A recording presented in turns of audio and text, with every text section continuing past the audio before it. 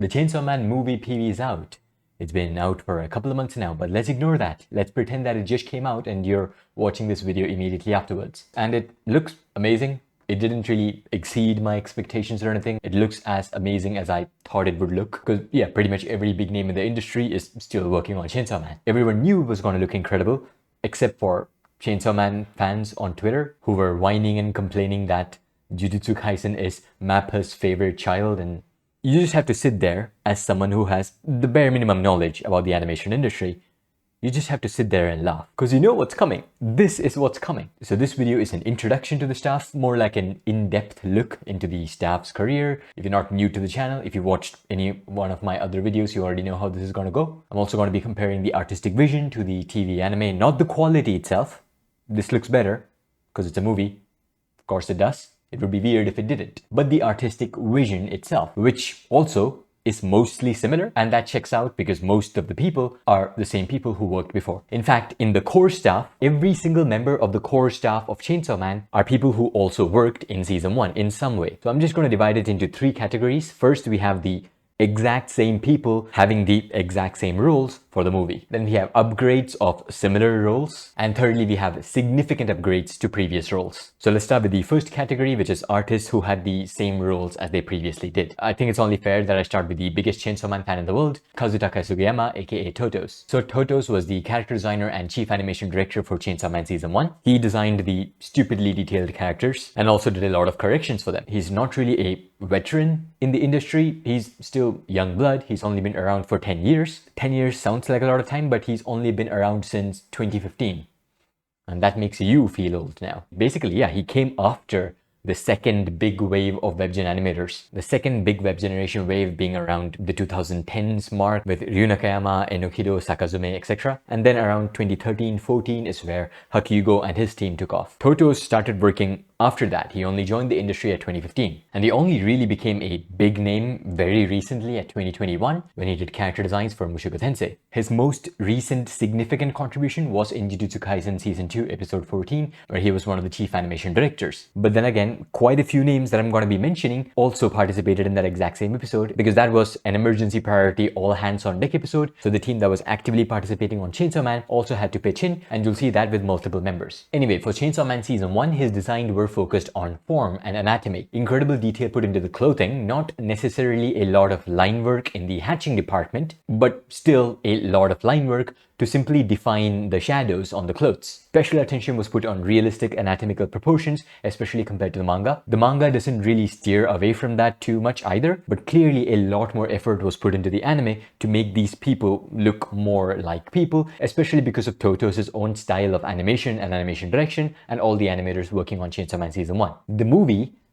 ditches all of that. Pretty much. The detail is still there, but no longer in the clothing folds. There is line work, and that is the highlight. The line processing, especially, not entirely related to the character designs, but the line processing is what's so incredibly beautiful about the new movie character designs. The anatomical proportions are still mostly there, but the lines themselves are way sharper and not really all that well defined in the best way possible. Tatsuya Fujimoto is the kind of guy who, while trying to draw a circle, would accidentally draw an octagon instead. There's a lot of sharp corners and irregularities to his artwork, which is pretty much adapted as faithfully as possible, including his quirks. Like the way he draws mouths is very specific. From a realism point of view, this is not really accurate and it doesn't need to be. But even tiny details such as those are being faithfully adapted into the anime. As far as flexibility with the designs goes, it still looks like the designs are going to be heavily corrected. Just because they're less uniform doesn't mean they're not going to be too corrected. Everything that you see is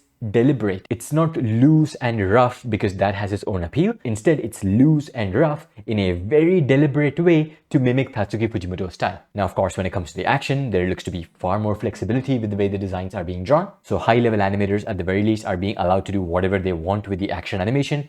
And since everyone participating is a high-level animator anyway, we're going to get to see a lot of different styles and approaches. One cut in particular makes me really happy. The thick inky lines and the Kannada-esque timing, I knew would be perfect for Chainsaw Man, but it was something that was not allowed in season 1. I'm just so happy to finally see something similar. Next artist on the list of the people retrieving their previous roles is Teppei Ito, the director of photography. The photography looks like it's going to do most of the same things as before, but it looks like this time around the filter processing is going to be kept to a minimum. Now, filter processing still needs to exist. It's very important for that realistic compositing style, but it's not interfering with the line art anymore. That was my main issue with Chainsaw Man Season 1's composite, that the filter processing was a little bit too heavy and did not mesh well with the line art. I love lines a lot, so not having blurry lines anymore makes me incredibly happy. Next up is the art director, Yuusuke Takada. I mean, the art direction is pretty much unchanged. It was excellent in Chainsaw Man Season 1. It's going to be excellent for the movie as well, maybe even a little bit better. But yeah, Yuusuke Takada is a very safe bet when it comes to art direction. His works are exceptional. It's really beautiful. It's just solid, very good looking background paintings. Next we have the color designer Naomi Nakano. Again, nothing much to say except she was color designer for the show as well. Color designs are pretty important for the macro element, but for a scene by scene basis, it is not the most important thing, because color design is just the first basic step. Far too many things come after the color design that actually dictate what the show is going to look like. Solo Leveling, Mysteria and Chainsaw Man don't really look all that similar in terms of colors, especially with the screenshots that I purposely took. But yeah, Naomi Nakano is the color designer for all three of these shows. Or a better example I could use is Chainsaw Man Season 1 and the Chainsaw Man movie, where the colors look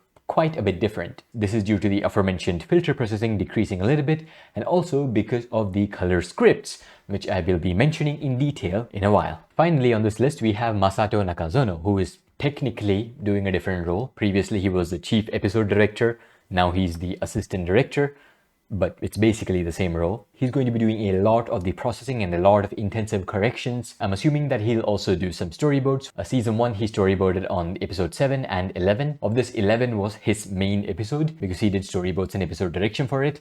We can't really see the full extent of his skill over there because it was post-production crash and it was also one of the lower priority episode. Can't really say that seriously for a show like Chainsaw Man, but I hope you understand what I'm trying to say. He did not participate in Jujutsu Kaisen Season 2 because he was busy in his own production hell, albeit not to the same extent, in Oblivion Battery, where he was the chief director. I've heard that it's a very good show, so I might watch it. What is undeniably good, however, is episode 11 of Oblivion Battery, which is not just good, it is a masterpiece. It was an episode done by Masahiro Tokomaru, who, if you don't remember his name, I'm sure you still remember his scene from Vivi. Incredibly high detailed 3-dimensional drawings and supremely dynamic hand-to-hand combat sequences. I don't know if Tokomaru is participating in Chainsaw Man, but someone of his level of skill is always good to have. So that's all the staff who are taking over the same role as before. Now let's talk about the artists who have slightly higher roles compared to what they had previously. Let's talk about the sub-character designers, the people who are going to be assisting Kazutaka Sugiyama for character designs, and also they're most likely going to have significant contributions as animation directors. Firstly, we have Sota Yamazaki, aka YamaSou, who needs no introduction. I have made 2 unique videos about him. Sota Yamazaki is my personal favorite animation director of all time and one of my favorite artists ever. I absolutely love anything and everything that this man does. I'm currently watching Makeine. I did not know that he participated in the ED, but I could tell just from his style. While the quality of his work is incredible, the quantity even more so. Chainsaw Man does not even require any other animation directors except this one guy. If he had a year, he could easily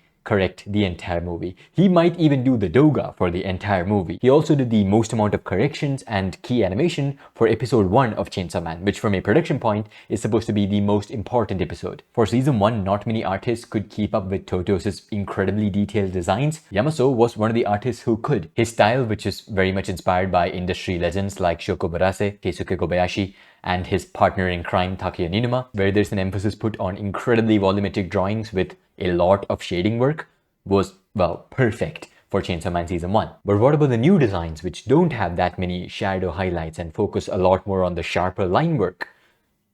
Yeah, I think YamaSou has that covered as well. YamaSou probably has something like an Omnitrix attached to his wrist. He just changes the dial and he clicks and he gets a new style. It's not imitation either. He's just mastered that many styles. Since he's not imitating, since all of these styles are his own, he can keep up with all of them. You might think that the heavy shading style is his main style because that's what he used for Makeine's ED, but he also had full creative freedom for Jujutsu Kaisen Season 2's Episode 5, where the characters were much more loosely defined, very little amount of line work, but still masterful line placement to emphasize the volume. What I'm wondering is, will he even stick for a single style for the whole movie, just for having an extra bit of cohesion? Because he might not. Now, I consider this as an upgrade of a similar role he had previously, even though he did not do any character designing for Chainsaw Man Season 1, because he was the chief animation director for the majority of Chainsaw Man Season 1, and sub-character design is only a couple of steps away from chief animation director, especially for someone with as unique as an art style as Sota Yamazaki. He did character design for the Makeine ED as well, by the way. These are not just corrections. These characters were uniquely designed by him as well, specifically for this ED, and he is credited as such. Similar to YamaSou's role, we also have Shun. Shun currently has the anime industry speedrun world record in the any % character designer category. He's a 23-year-old Zoomer. He's a year younger than me. And he joined the industry with Chainsaw Man Season 1, where he worked as an assistant animation director under Hironori Tanaka in episode 3. He would then go on to be an actual animation director 2 episodes later, and then after 2 more episodes, he's a chief animation director. So yeah, a prodigy does not even begin to describe him. These guys are all part of a very tight group, so they work together often. Like for Jujutsu Kaisen Season 2, he was assistant animation director for episode 5. I'm assuming he worked in the B part under Sota Yamazaki, but it's just as likely that he worked on the A part under Takeya Ninuma. He also worked in the aforementioned episode 14 of Season 2, where again he was chief animation director alongside Totos. As for his style, volumetric, amazing line placement, great clothing animation. I sound like a broken record right now, but that's just all of these animators. They're all that incredible. Shun in particular though, the amount of volume that he can put into a drawing is genuinely uncanny. Like his Nanami drawings for episode 14, there are no other drawings in Jujutsu Kaisen that look like this. Even his works on other projects, like look at this scene from Nier Automata. This is Yoshihiro Kanno's animation and then it switches to Shun and you're like, is that CGI? I mean, that's not CGI, but man, that is 3-dimensional as fuck. Since he's a very modern artist, he doesn't really have the mindset of following the proper animation pipelines either, which is to say that, similar to Sota Yamazaki, he'll just draw the doga for his scene if he wants to. He doesn't really need to depend on in-between artists or doga artists. He also drew the corrections for visually the best scene in the entirety of Jujutsu Kaisen, but I'll talk about that later because there's another artist that I need to mention regarding that same scene. Finally, under upgrades of similar roles, we have the devil designer Riki Matsuura. Riki Matsuura, first and foremost, is an effects animation specialist. His effects are incredibly stylized and, well, some of the best in the industry. He's pretty much mastered every single type of effects animation, whether that's fire, electricity, air, fire.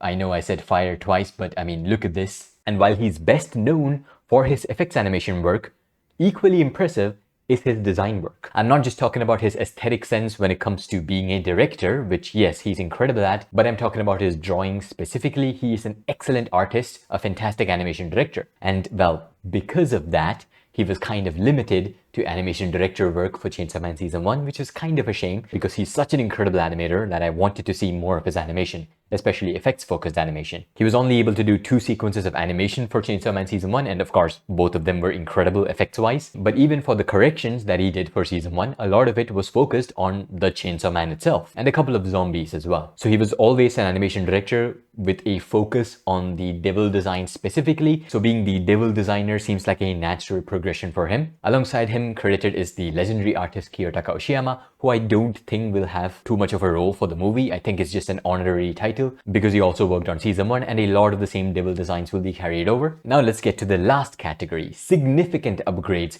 compared to previous roles. First, we have the elephant in the room, the director. Tatsuya Yoshihara. Yoshihara is one of the best action directors in the industry. He's also never really gotten the opportunity to truly spread his wings as a true director. The closest we got was episode 4 of Chainsaw Man and episode 1 of Vistoria, which again was a fairly limited production. Other than these two though, he's really only worked in shit conditions, so we never really see him at his best.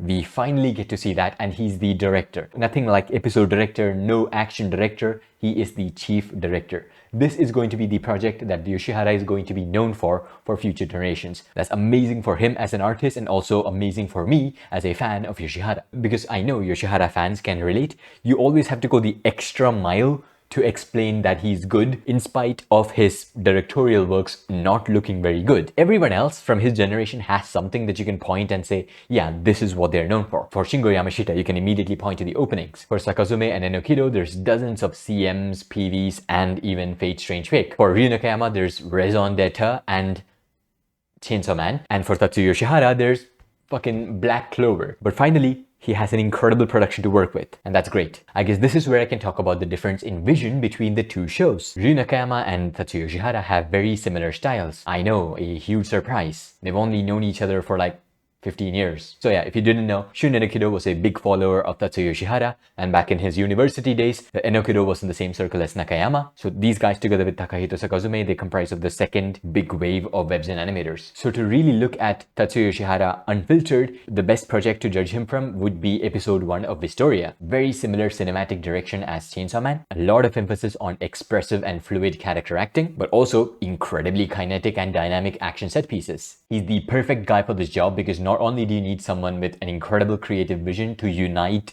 so many people of high level who also have their own creative visions, but he's also one of those rare special artists who can be on equal terms with the production desk itself. He is the confirmation that we needed to know that everything that we see on screen when it comes to Chainsaw Man's movie will be unfiltered, absolute cinema, pure vision of the artist working on the project. Now, just having him is already incredible for the action side of things, but you throw HoneHone on top of that and you get an extraordinary action director duo. If there was only one Chainsaw Man fan left in the world, that would be Totos, but HoneHone is a very close second. He loved the adaptation of Chainsaw Man Season 1 as well. He also worked on the project, specifically episode 7, and he gave us some of the best Chainsaw Man drawings. Back then there was already a little bit of hype surrounding him in the Sakuga circle because of his works in One Piece. Specifically, this sequence was brought up a lot, where you can clearly see that he is inspired by Utapon. But since then, he's made steady progress. For example, he came up with one of the best action sequences of all time. He also drew this in 1 day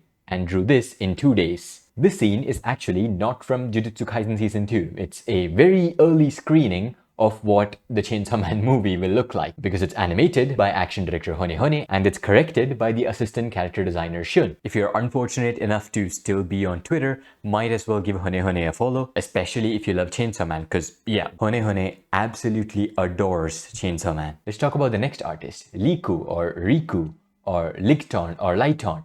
I don't know how to say her name. I'm gonna stick with Riku for now. I think that's probably accurate. But while we're talking about Riku, might as well also talk about Shouichi. Both of these animators, alongside 10 joined the industry with Chainsaw Man through the Nakayama Animators project. They were literally trained to be incredible artists in one of the biggest TV anime projects of all time. And it was the perfect training ground for them because they mostly worked on the ED sequences. They worked under a uniquely different artist under each of these EDs, and they had to keep up with each one of these incredibly unique styles. They pretty much gained as much experience with this one project as one would with like 5 years working in the industry. Their specialization eventually changed a little bit. Yes, all 3 of them are good at everything, but Riku switched more to a direction-focused path. Shouichi focused more on animation and animation direction, whereas 10 continued being a jack of all trades. They are incredible at key animation, but they can also do some direction work. It didn't take much time to see the fruits of their specialization either. Kororon is an absolute masterpiece, directed by Riku. She also did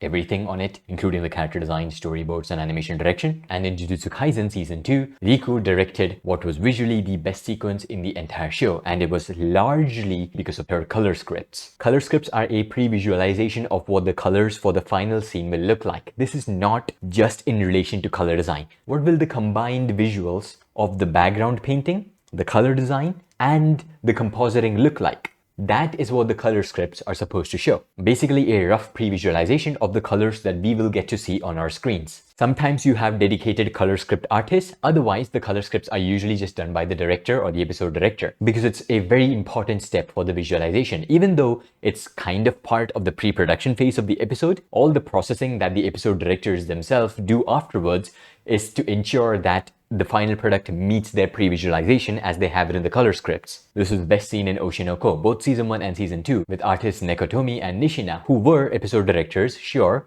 But looking at their episodes, you could tell they're not just directors, but dedicated color script artists who give a rough visualization of the color all the way back even in the storyboard phase. This is all to say that color scripting is a production process that is closely associated with direction. And the role of the color scripts for the Chainsaw Man movie will be done by Riku. The importance of colors just cannot be understated, whether you are making the scene slightly colder looking or warmer looking. It can have a huge impact on how the scene is perceived. And Riku has basically already mastered that. You can see this shot from the PV, for example. The coldness here and the warmth over here is just perfect. The peak of Riku's progress, however, do I even have to say it? I've only mentioned it a million times at this point across all of my videos. It's the Jujutsu Kaisen scene from episode 20. The color scripts really transform the scene. It shows the importance of pre-production, by the way. This is a unique pre-production phase that they had for this very specific episode where Riku designed everything from the ground up. Good pre-production can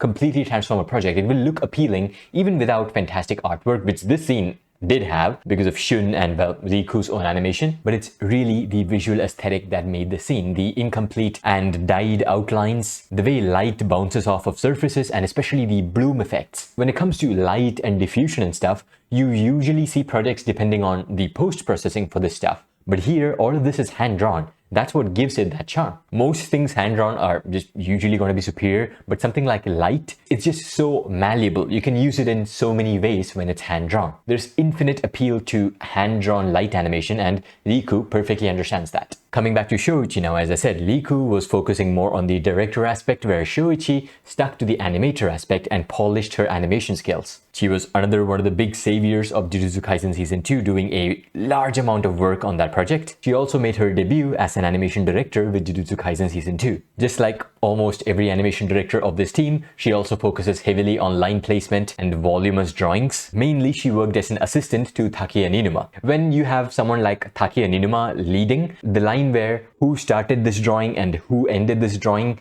gets kind of blurry. Someone like Ninuma, who is primarily a character artist, would want to have his flair in pretty much every drawing. It's a similar case with One Piece fan letter and Sota, for example. There are a lot of big name animators who still haven't been credited for that project because pretty much the entire thing is corrected by Sota. But yeah, some of her corrections were just so extraordinary that even through Ninuma's obvious corrections, Shouichi's talent still shines through. But where she really cemented herself as one of the top talents when it comes to drawing ability is with episode 21 of Jujutsu Kaisen Season 2. She was in charge of the entirety of the Where You Go, I Go segment. Not really credited for storyboard or direction work here, but it's in a similar vein to YamaSou and Ninuma from episode 5 again. Shouichi made corrections at pretty much every single stage, to the point where the final product is almost entirely hers, including the character designs. She's not separately credited for character design work here, but the designs here are so unique and so different from anything that we've seen in Jujutsu Kaisen that we finally got to see Shouichi's unfiltered artwork. Obviously, the tone calls for it, but this rough, incredibly strong artwork was just a joy to watch, especially because the scene was basically already adapted by Yamasou's drawings, which went for more of a manga accuracy style. Shouichi did her own thing with it. After such a brilliant and unique show of draftsmanship, I was really looking forward to how Shouichi is gonna just draw characters after this, and we got to see that pretty soon. The reworked episode 17 Waylane segment. Now yes, Rui's work here was just so mind-numbingly cool that it overshadowed the other animators' works a little bit, but Shouichi's artwork definitely stood out regardless. Her Sukuna drawings are just so fucking cool. Once again, absolute mastery of foreshortening. So where has Shouichi's brilliant draftsmanship brought her?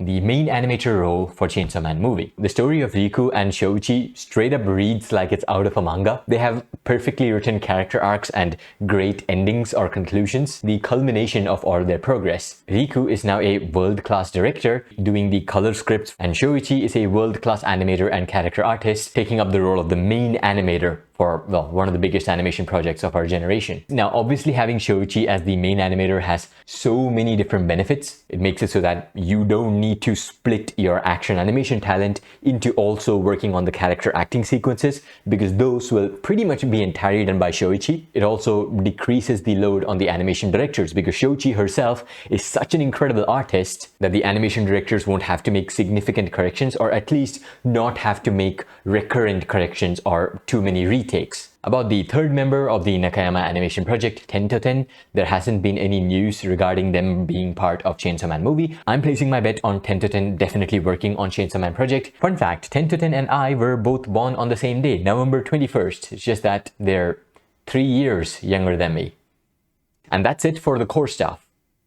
But there's two other members who I have to mention here. Kazumasa Yokokawa and Hajime Okuno, particularly Hajime Okuno. Okuno is the leading CGI director in Studio Mappa currently. Shuhei Yabuta-sensei was a really important figure, especially for Attack on Titan's project. He's one of the key figures behind the CGI design of Attack on Titan. But when part 2 of the final season came out, Yabuta-sensei was busy with Vinland Saga, and Takahiro Uesono, who was the CGI director, moved on to doing his own projects with Studio V-Sign. Recently, he was the CGI director for the Haikyuu movie. You would think that their absence would have completely killed Attack on Titan's project because the final season, especially part 2 onwards, is gonna be so CGI heavy, but Hajime Okuno seamlessly fit into that role, mainly because it already worked with Yuichiro Hayashi before on Kakegurui. But still, for your second project as a CGI director, Attack on Titan final season part 2 was extraordinary work, and it only got better with the final chapters, of course with Chainsaw Man in between there. But Okuno and Yokokawa are no longer participating in the sequel project. They're being replaced by Daiki Watanabe. This is their first project as a CGI director, but they've done some CGI animation for Dorohedoro. This might sound like a loss, but it's not really, because the CGI usage is just gonna be much more toned down for the movie anyway. You don't need someone as experienced as Okuno to be limited to just working on the dynamic 3D backgrounds when they are capable of doing much more, and especially because there is another project currently in production where they can put all of their talents to full use. So their absence is not really a downgrade whatsoever, it's just a change because of the overall visual design change of the project. Now that I've talked extensively about the stuff, let's just break down the animation of the PV itself for a little bit. This is taken directly from YouTube, so the bitrate's gonna be a little bit garbage, but hey, bear with me. So right in the first cut, we do get to see a little bit of that 2D light reflection action. The way the light is bouncing off of the glass and then moving across it. It's just really cool. And it's just so precise, especially with these two blocks that's supposed to be the reflection of the window. This is that pre-production color script aspect that I was talking about. We are gonna get to see really cool shit like this because Riku is on the color design right now. The coffee maker, it looks so cool. The comp on the fire here and the bubbles, I'm not sure if the bubbles are CGI, I would think so. It's really good and it mixes really well with the water. The water animation is in 2D and so is the bubbles going up into the coffee itself. It's also in 2D. First close-up look at the characters themselves. You can see that the lines are very thick and it's sort of in the same vein as modern Fujimoto's art in that there is no real variation when it comes to the line thickness, which is sort of a critique for the manga. I don't think this really looks that good as earlier Fujimoto arc for part 2 of the manga because the line variation really makes a difference in a medium when you only have 2 colors to use. But over here, even without the difference in the thickness of lines, it works because you can use different colors. So you can see the dyed lines over here, black lines used for, well, firstly the outlines themselves and also to define anatomy like Reze's collarbones over here, but not much variation when it comes to the line thickness itself. A very unique style. The body dynamics are immediately incredible. Look at the wrinkles on Denji's shirt here, and after Reze comes into contact, the wrinkles, they move accordingly. And since Reze's shoulder is getting squished, her strap rises up over here. Really weighty and slow movement there. The hair moving accordingly. Mirrored shadow animation that moves perfectly alongside Reze's motions. Chainsaw Man was always good at mirrored animation and shadow animations. So it's great that they're keeping that style going. Over here, you can see the difference with the art direction and the compositing. It's pretty much the same style, but it's a little bit higher quality, especially the post-processing here. The light bloom effect that is coming from the reflection of the sun from this window of this building. Very nice. Makema's design is completely different. Her eyes especially, they are matte now, not realistic. My eyes are not matte. They are reflective because it's got liquid inside. That's the way it was adapted for the TV anime. Over here, you don't need to care about that and that creates a different aesthetic. The absolute cinema cut is really nice. Just really good drawings, really good smears and fantastic camera work. Look at how perfectly in sync every single department is over here. Something like the rain clouds parting and the sun rays coming in obviously is going to have a huge effect on what the scenes look like. And stuff like this is so seamlessly done, largely because all of that is united by the color scripts. The art direction in instances such as this one looks very different. It has a lot more texture to it. The cut in the water straight up looks like it came out of an Eve MV. Again, color scripts doing the heavy lifting over here, especially with the 2D animation. Nothing you see over here is digital, especially with the water. Nothing you see is post-processing. It's all hand-drawn water effects, and my god, that looks good. Even behind Reze over here, the water reflection in the background, it's hand-drawn. And that's crazy. That's a ridiculous amount of work. Reminds me a lot of YamaSou's water animation for Makeine's ED. Once again, colors and lines used beautifully. Black lines used for the outlines. White used for highlighting, like this is backlighting, so her back has a faint white outline. So does her shape in the water, defined by white outlines, but also an additional light blue shade to define depth, such as her cleavage over here, the depression underneath her collarbone, above her eyelid, stuff like that. Another highlight cut when it comes to the drawings. Nothing really to say except for what I've already said. Let's just watch it frame by frame. Her face just slowly going into the shadow. It's just beautiful artwork. This cut, again, the way her hands are perfectly creating those lines in Denji's clothes, so perfect.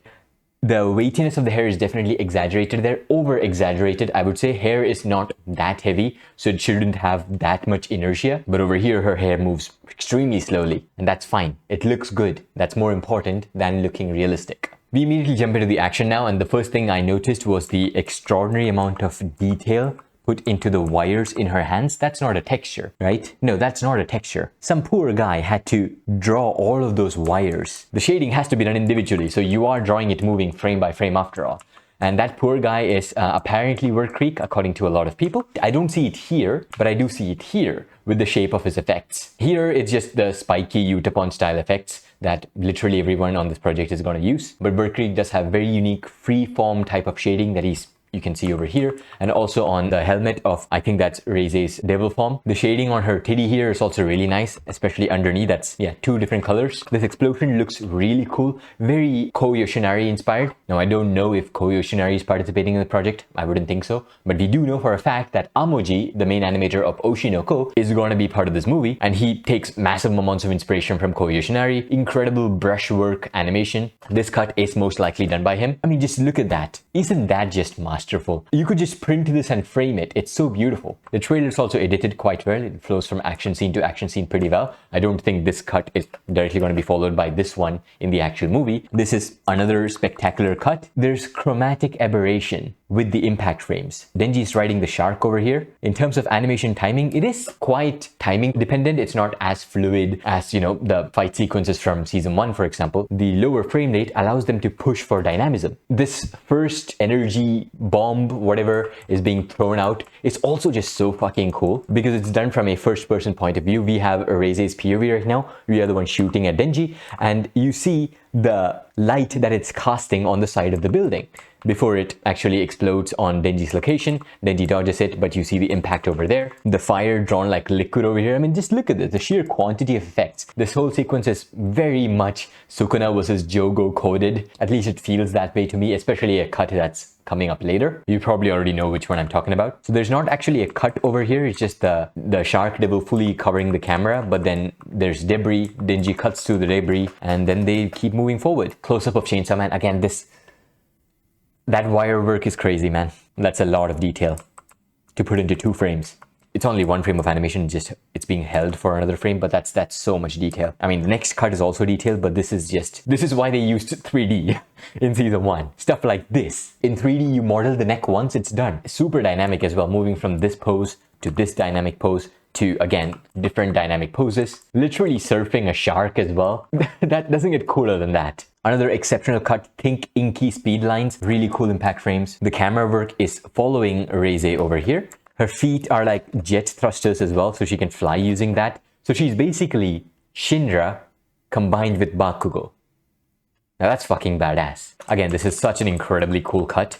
Starting with extreme foreshortening over here, that's thumbnail material right there. If this was slightly higher resolution, man, that's thumbnail material. Further exaggerating the perspectives, an annoying level of detail with the neck muscles again. Well, not really muscles, but I love the shading in the tongue over here. This part is still in the dark portion of his mouth, so just a couple of black lines going through this portion of his tongue. An extra level of detail that is completely unnecessary, but of course you do it. A lot of depth to his teeth as well. So three-dimensional. Aki drawing looks insane. The way the lines through the clothes are drawn over here, yeah, that looks like the way Sota Yamazaki draws lines, or well, it looks like one of the ways that Sota Yamazaki has drawn lines. Fantastic camera work over here. If you're able to do shots like that without even a CGI background, then you really don't need Hajime Okuno as a CGI director. This is a warped perspective, single drawing. Straight lines but curving, it's a 4-point perspective.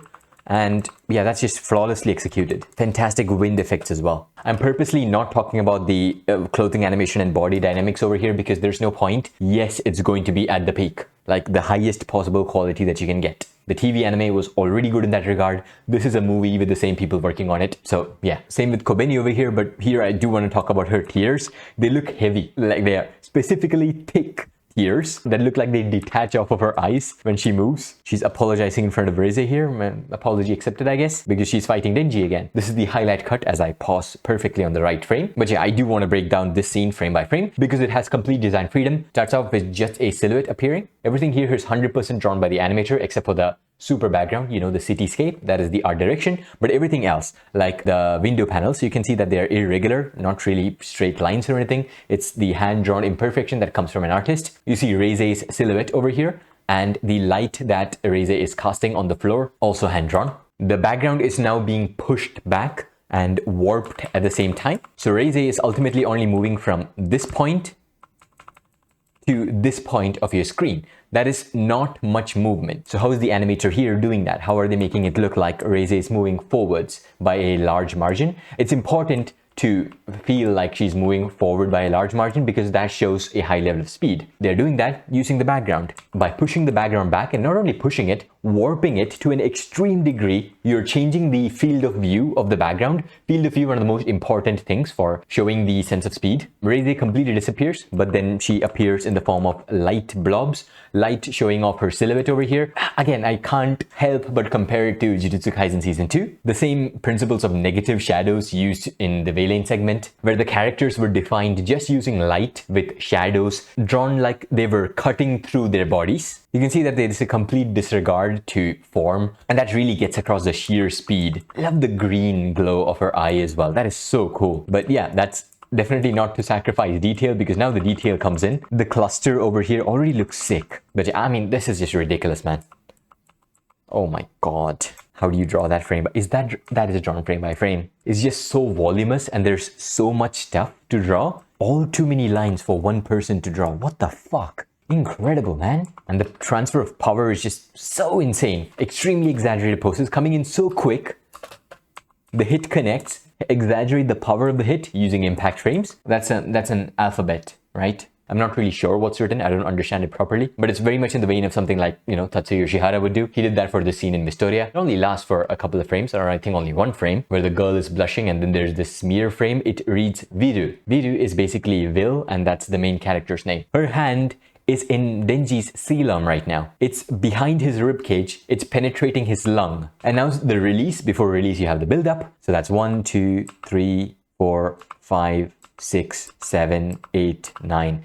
Okay, 8 frames of build-up for such a fast motion. It's gonna look, yeah, fucking extraordinary. And look at these drawings again. Look at this pose. So fucking dynamic. More impact frames. The circular shadows, very much a Utapon thing. Completely removing outlines over here. Reminds me very much of So Miyazaki's Sukuna vs. Jogo again. But yeah, he keeps crashing through layers. And at this point, I guess we are zooming out because he turns into just light. And we are going outside the building. We get an outside view. Another incredibly cool impact frame. And then Denji keeps crashing through all the layers of the building. This is another highlight cut. Fantastic character acting there. The tumble is just so good over here. And the handheld camera there is fantastic. They're emulating handheld camera. You can't go into the 2D medium and record this using a camera. That would make the lives of animators significantly easier. However, it's simply not possible. But yeah, the cameraman is trying the hardest to focus on Denji here. They're moving the camera up and down, swaying it in a way that they can get Denji on focus. Again, the detail is just so insane, man. The sauce are not spinning. I've already mentioned that, I think, in my previous video. I don't really care about that. In scenes that have narrative significance and need to show that his sauce are spinning, I'm sure his sauce will still be spinning, and that is why it does not matter. Look at that detail and the foreshortening. This is what happens when you get industry-leading animators who are so good at drawing that they could basically be animation directors, and their work is being corrected by industry-leading animation directors who are following the design sheets of industry-leading character designers. That is phenomenal. That lightning looks so sick. Just blowing up someone's arms here so she can spark explosions basically wherever she wants. And then the explosion, it's quite clearly Hayato Kurosaki's effects animation here. These cuts, the effects look extraordinary again. If I had to guess, this is either animated by Leaf or Tamlu. Both have very similar styles, but it looks more Tamlu than Leaf to me. Actually, the drawing itself looks more Leaf than Tamlu. It's either one of those two animators. By Leaf, I guess I should specify that I'm talking about Ken Yamamoto. His nickname is Leaf. I don't know why, but yeah, that's just his nickname. This cut is another one of the highlights. I'm assuming it's going to be one of the climactic highlights. So this cut is one where his saws clearly need to be spinning, and it looks like they're spinning. They're not actually moving, but the way they are drawn, they're not spiky anymore. With the proper sound effects, I'm sure we're gonna get the feeling that they're spinning over here. Another thing particularly amazing over here is the camera. Now the camera movement feels like it's slower than twos, even though it is done in twos, which is, you know, the standard, is because the movement is quite a bit abrupt. You know, the camera is changing direction a lot, very frequently, and by a large margin. So that gives like an illusion like this is a very low frame rate camera, and the low frame rate camera makes the shot all that much more cinematic to look at. It's not as effective as the opener to Shuto Enomoto's Dandadan episode, and that's because of two things. Firstly, and more importantly, that is an even lower frame rate. The movement there is done in threes, and on top of that, there's the motion blur with these streaking lights that further adds to that low frame rate feeling. Over here, you really only have that deliberate handheld feel that's giving that low frame rate feel. If they went even lower for such a chaotic scene, I think it would be a little bit painful to watch. So I think this choice is perfect. Now, as for the animation of the scene itself, it's just the classic Canada pose-to-pose dynamic animation with thick inky speed lines. The part where Denji closes up his arms and opens up to reveal the chainsaws is just the most classic Canada style animation. If I had to guess who animated the scene, I'm leaning towards Kosuke Kato. However, Kosuke Kato did go on a much needed break after Jujutsu Kaisen Season 2, and he's also going to be quite a bit involved in Yaiba, so it might not really be him. We do, however, know for a fact who is correcting the scene, and it's once again Sota Yamazaki. Final cut. God, I love anticipation so much. Look at how many frames are being held over here. First of all, this pose, really fucking cool. Veiling energy in that pose. 2, 3, 4, 5, 6, 7, 8, 9, 10, 11, 12, 13, 14, 15, 16, 17, 18, 19, 20, 21. 20 frames of build up and then executed with impact frames. That's a lot of build up, and it works even with that much build up because it's still animated. Animated in twos, it changes every second frame, so that's pretty damn fluid with the way the build up is being executed over there. The impact frames are absolutely gorgeous. From this one impact frame, you can already tell who that is. This is Riki Matsuura's animation. Again, with the chromatic aberration in the impact frame. I just noticed that. So I think that's just going to be the art style in general of this movie. The chromatic aberration with impact frames. Really cool. I mean, this is just absolute effects animation chaos. There's background animation there. That's a building over there. It's the first time I'm seeing that. So yeah, that's crazy. Just look at this. This is hand-drawn, all right? Keep that in mind when you look at stuff like this and when you watch the movie. Think about how much stuff an animator is drawing on screen right now. This is one of the most labor-intensive forms of art ever. Like, you see an incredible painting that is absolutely extraordinary, that took like weeks or months to make. That's great. But you have all the time in the world to look at it and marvel at it, right? Animation, it's not like that. You get this incredibly cool foreshortening perspective shot with the shark devil, and the next drawing, it's already gone. It is painful for me to watch something this incredibly drawn pass by in a fraction of a second. So it's gotta be even more painful for Riki Matsuura, who's drawing this. But it's all worth it at the end because you're supposed to watch it in motion. In motion, it's just fucking incredible. And yeah, the Chainsaw Man just comes in. You see the right side of his face here before you move to the left again. Just for one frame, you see the right side before moving to the left side again. That's kind of cool. It reminds me of the HoneHone cut. Yeah, the trailing lights look so sick. The display inertia is so good using the line. Like here, he's slowing down. So the light is catching up to his eye and it's overshooting. It doesn't really make any sense for the light to go ahead and then go back. but it's fucking cool, and that's what matters. So yeah, man, I'm really hyped for this project. It's gonna be absolutely incredible. As I've said multiple times, it's just straight up gonna be one of the best animated projects ever. For some artists, this is a huge project that they can build their legacy around. For some, this is an opportunity to establish themselves as an industry-leading artist. But for every artist involved, this is just a cool project that they love and they are happy to participate in. This is the reason why this looks so good in the first place. It's the reason why I just love anime. In the video game industry, there's a massive shift between the vibes that you get between AAA gaming and indie gaming. And even in movies, for example, you see so many movies that are made for the one purpose of making money, and they don't even begin to compare to anything like, for example, Robert Eggers is creating. There are rare instances in every medium where the corporatized big budget project is also a passion project, but in anime, that frequently happens. Every art-based industry needs to be primarily a passion-driven industry, and for anime, at least in 2025, that is still largely the case. But yeah, I cannot wait for the movie. I hope I get a flight to Japan when this releases, because man, I really want to watch it in theaters so that I can watch it without having to wait for half a year after the release date. Thanks to my fellow Manko men for making this video possible. Special thanks to Shiro and Mindy Lee, and the Manko managers Patrick Kaminsky, Isenman P, and 4am. If you liked the video, consider joining them over at Patreon. If you did not like the video, leave it a like, subscribe and share, spread the love, and that's about it. Thanks for the views.